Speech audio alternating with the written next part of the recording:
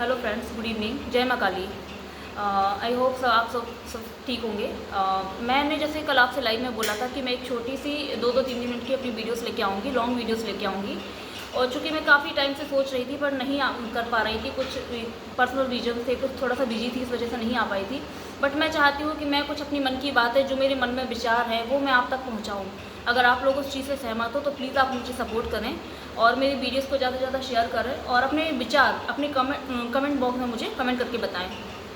बस ज़्यादा कुछ नहीं मुझे बोलना है, मुझे बस इतना बोलना है जो आजकल जो चल रहा है दुनिया में, जो चीज़ें हो रही हैं, जो घटनाएं हो रही हैं, कि लोगों के अंदर जो इतनी हैवानियत कहाँ से आ रही है, क्यों आ रही है इतनी हैवानियत कि उनको छोटा बड़ा बच्चा बूढ़ा कुछ नहीं दिख रहा है।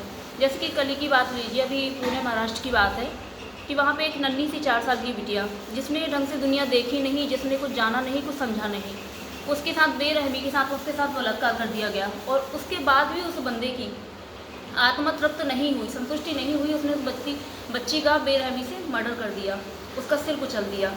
उस नन्ही सी जान को कितनी तकलीफ़ हुई होगी, उसने कभी सोचा है? नहीं सोचा। अगर वो सोचा होता उसने, तो वो ये कदम कभी नहीं उठाता।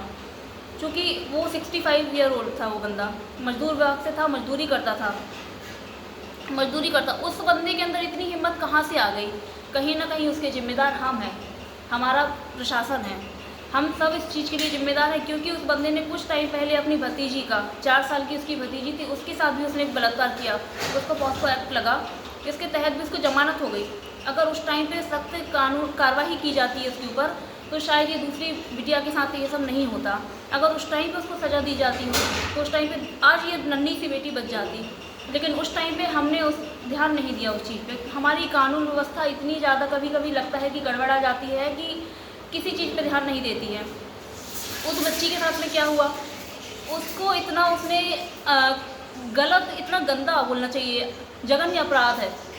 कहते हमारे यहाँ छोटी छोटी बच्चियों की पूजा करते हैं, देवी का रूप माना जाते हैं। मतलब तुमने हमारी देवी के साथ तुमने गलत किया, तुमने कितना जघन्य अपराध कर दिया है, जो माफ़ी के लायक ही नहीं है। पॉक्सो एक्ट जिसमें कहते हैं कि फांसी की सज़ा होनी चाहिए, उसको आपने खुलेआम छोड़ दिया, उसको आपने बेल दे दी, उसने दोबारा ये गलती कर दी। आज वो ठीक है, कानून की गिरफ्त में है, लेकिन कब तक कानून की गिरफ्त में है?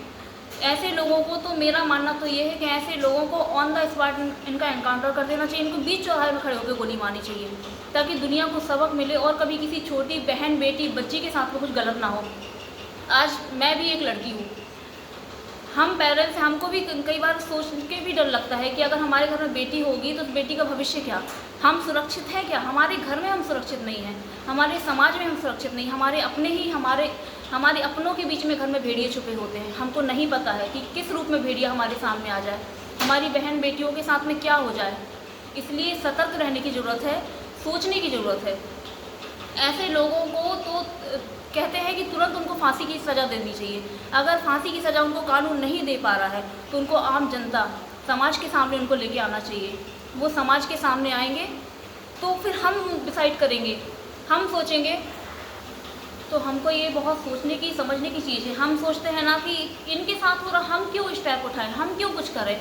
आपने कभी ये सोचा है कि वो भेड़िए आपके घर भी आ सकते हैं, आपकी बहू बेटियों बहनों के साथ भी ये चीज़ हो सकती है।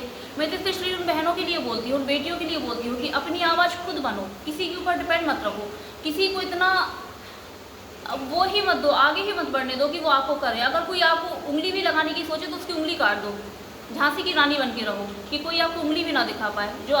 जो छोटी छोटी बच्चियों के साथ हुआ है, वो कभी किसी और बच्ची के साथ ना। उस माँ से पूछो, उस बाप से पूछो जिसकी नन्ही सी बेटी के साथ ऐसा हुआ है, उस माँ के दिल पे क्या बीतती होगी। और वो बच्ची ने तो अपनी माँ का ठीक से आंचल भी नहीं पकड़ा था। वो तो जानती ही नहीं है कि दुनियादारी होती क्या है, क्या अच्छाई क्या बुराई होती है। किसी की बेटी के साथ ऐसा ना हो। इंसान भूल जाता है कि जिस माँ ने उसको जन्म दिया, जो औरत उसकी माँ है, जिसने उसको पैदा किया, दुनिया में लेके आया, उसकी बेटी है, उसकी बहन भी है, उसी बेटी के साथ, उसी बहन के साथ इतना गलत, इतनी नीचता इंसान के अंदर कैसे आती है? इतनी नीचता प्रवृत्ति के लोग दुनिया में, समाज में ऐसे खुलेआम घूमते हैं।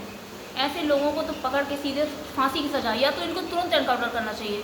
तो मेरा आप लोग से रिक्वेस्ट यही है कि ऐसे लोग जहाँ भी आपको दिखें, तुरंत एक्शन लें उनके खिलाफ, जो भी आप लोगों से ठोस कदम उठाइए, जो भी हो आप उनके लिए कार्रवाई करें।